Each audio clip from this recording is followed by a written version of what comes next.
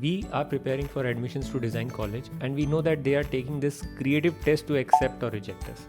And we have all heard about one piece of advice from seniors and teachers as well, and that is be yourself in the exam and you'll be able to crack it. Well, today I'll try to break it down into steps that can help you think like a designer for the design entrance exam.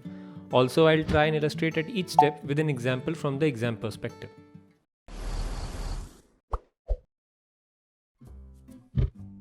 Make friendship with problems. Some people can help you count the number of problems to deal with while you have decided to achieve a goal or target. Throughout our lives, the problems are projected as enemies. But a designer looks beyond that. He will look for solutions even if there is only one way, because this is what they have to deal with every day in their profession. So instead, they embrace problems and constraints. In our case, the problems are questions or tasks given to us. Think of Ceed, UCEED Part A questions. We cannot solve them until and unless we play with those questions, modify them, reattempt them, and think of the answers from different perspectives. Look for all other ways to solve these questions, and that's how we make problems our friends. Imagine like a child. With knowledge and burden of practicality, we restrict ourselves in thinking and imagining stuff. Think how a child imagines. His mind is wide open and he is not afraid to break with convention. Think of the questions on creative thinking in Ceed or NID. The question demands wild thoughts and imagination. By thinking and overthinking the conditions given, we kill the very motive of the question. It is for the same reason you will find that some students are complaining that the questions in design exams are vague and absurd. At least give it a try. Imagine wild and then try to omit what you feel is inappropriate. Practice restraint. It takes discipline of mind and strength of will to make the hard choices about what to include and what to exclude. And this is what a designer has to deal with while designing a product every day. The dilemma is the product should be affordable and it should also have a premium feel. And this comes with practice. Attempting all the questions in part A of Ceed or UCEED would not be an advisable thing because of the negative marking that they carry. The choices that you make in the exam, that is which question to leave and which one to attempt, help you get through. But to achieve this, we have to master one more step.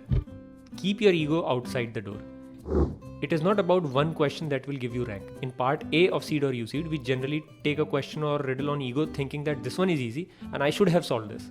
Well, we end up solving the question, but unfortunately after losing a lot of time. In design profession, it is not about what designers likes or dislikes, but it is about the needs of the user. So the ego should be kept outside. Focus on experience. While answering questions in part B of Ceed or NID, we have to keep in mind the emotional component of the problem as well.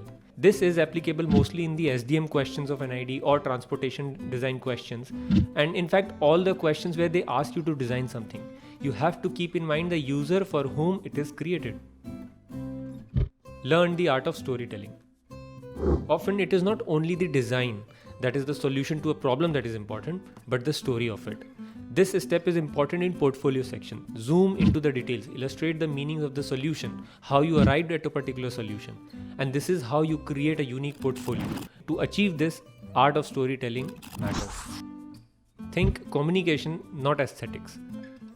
This applies to all part B questions. Think of it this way. The only medium between you and the examiner is the sheet of paper on which you have attempted the question. Do not waste time decorating it. Answer what is asked. And ask yourself, will he or she get the idea of what you are trying to convey on this paper? This applies in our day-to-day life as well. Think about it. Are you able to convey your thoughts easily to others? Obsess about ideas, not tools. So I get this question many times. Is it important to learn a tool to excel as a designer? Tools are important and necessary, but they come and go. What matters is the idea. It is easy to find people with skills, but it is difficult to find one who can think. The same is the case with the questions in NID or portfolio for Ceed or NID. They are just looking for the thinking hat. Skills will come with time. Learn to be curious. Good designers are skilled at noticing and observing. Try to be mindful of this skill in you.